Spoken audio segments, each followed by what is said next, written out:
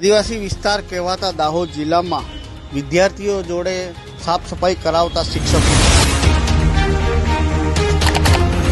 દ્રશ્યો છે બોરડી ઇનામી પ્રાથમિક શાળાના, જ્યાં શાળાના બાળકોને ભણતરની જગ્યાએ શિક્ષકો સાફ સફાઈ કરાવી રહ્યા છે। શું આવી રીતે તમે બાળકોને ભણાવશો? બાળકો જોડે મજૂરી કરાવવું કેટલા અંશે યોગ્ય? મધ્ય ગુજરાતના આદિવાસી બાહુલ્ય ધરાવતા દાહોદ જિલ્લાના આદિવાસી બાળકો જોડે આવી રીતે અન્યાય।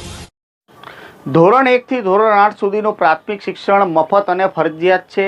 નાના ભૂલકાઓ તણ મેળવવા આવે છે, તેઓ દેશનું ભવિષ્ય છે, પરંતુ આ દેશના ભવિષ્ય જોડે જોઈ લો કેવા પ્રકારના કામો કરવામાં આવે છે। આ દાહોદ તાલુકાના બોરડી ઇનામી પ્રાથમિક શાળાના દ્રશ્યો છે, જ્યાં સ્વતંત્રતા દિવસની પૂર્વે એટલે કે 14મી ઓગસ્ટના રોજ બાળકો જોડે મજૂરી કામ કરાવવામાં આવી રહ્યું છે। જે પ્રમાણે બાળકો જોઈ લો સાફ સફાઈ કરી રહ્યા છે, પાવડો પકડીને ખોદકામ કરી રહ્યા છે, અન્ય જગ્યાએ જે પ્રકારે મજૂરી કરી રહ્યા છે, આ દ્રશ્યો આપ સામે જોઈ રહ્યા છો।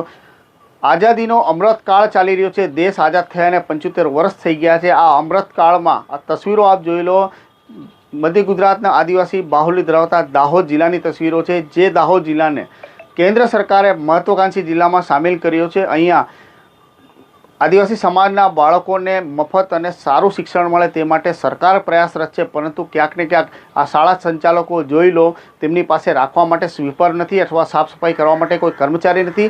આ બાળકો જે દેશનું ભવિષ્ય છે તેમને ફક્ત અને ફક્ત ભણતર કરાવવું જોઈએ, સારું શિક્ષણ આપવું જોઈએ, તેની જગ્યાએ આ બાળકો જોડે સાફ સફાઈ કરાવી રહ્યા છે, મજૂરી કરાવી રહ્યા છે। આ દ્રશ્યો દાહોદ જિલ્લામાંથી સામે આવી રહ્યા છે। હવે લાગતા વળગતા તંત્ર આ શાળા સંચાલકો સામે શું કાર્યવાહી કરશે તે આવનારો સમય બતાવશે।